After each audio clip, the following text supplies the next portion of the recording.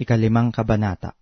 Ang sinumang nananampalataya na si Jesus ay siyang Kristo ay ipinanganak ng Diyos, at ang bawat umiibig sa nanganak ay umiibig din naman sa ipinanganak niyaon. Dito'y ating nakikilala na tayo'y nagsisiibig sa mga anak ng Diyos, pagka tayo'y nagsisiibig sa Diyos at tinutupad natin ang Kanyang mga utos, sapagkat ito ang pag-ibig sa Diyos, na ating tuparin ang Kanyang mga utos, at ang Kanyang mga utos ay hindi mabibigat, sapagkat ang sinumang ipinanganak ng Diyos ay dumadaig sa sanglibutan, at ito ang pagtatagumpay na dumadaig sa sanglibutan, sa makatuwid ay ang ating pananampalataya. At sino ang dumadaig sa sanglibutan, kundi yaong nananampalatayang si Jesus ay anak ng Diyos?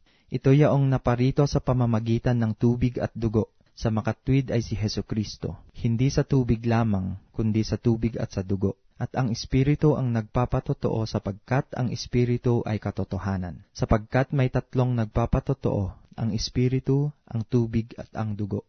At ang tatlo ay nagkakaisa. Kung tinatanggap natin ang patotoo ng mga tao, ay lalong dakila ang patotoo ng Diyos. Sapagkat ito ang patotoo ng Diyos, sapagkat ito papatotoo tungkol sa Kanyang anak. Ang pananampalataya sa anak ng Diyos ay may patotoo sa Kanya.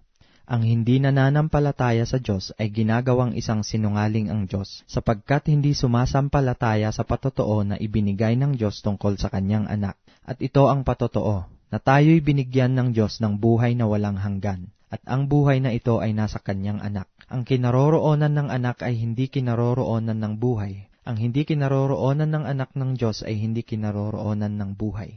Ang mga bagay na ito ay isinulat ko sa inyo, upang inyong maalaman na kayo'y mayroong buhay na walang hanggan. Sa makatuwid ay sa inyong nananampalataya sa pangalan ng anak ng Diyos. At ito ang nasa ating pagkakatiwala sa Kanya, na kung tayo'y humingi ng anumang bagay na ayon sa Kanyang kalooban, ay dinidinig tayo niya. At kung ating nalalaman na tayo'y dinidinig niya sa anumang ating hingin, ay nalalaman natin na nasa atin ang mga kahilingang sa Kanya'y ating hiningi.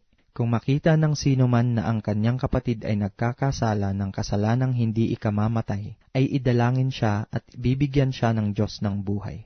Naukol sa mga nagkakasala ng hindi ikamamatay. May kasalanang ikamamatay, hindi tungkol dito ang sinasabi ko na idalangin niya. Lahat ng kalikuan ay kasalanan, at may kasalanang hindi ikamamatay. Nalalaman natin na ang sinumang ipinanganak ng Diyos ay hindi nagkakasala, datapwat ang ipinanganak ng Diyos ay nag-iingat sa kanyang sarili, at hindi siya ginagalaw ng masama. Nalalaman natin na tayo sa Diyos at ang buong sanglibutan ay nakahilig sa masama, at nalalaman natin na naparito ang anak ng Diyos at tayo'y binigyan ng pagkaunawa upang ating makilala siya na totoo. At tayo'y nasa Kanya na totoo, sa makatuwid ay sa Kanyang anak na si Hesukristo.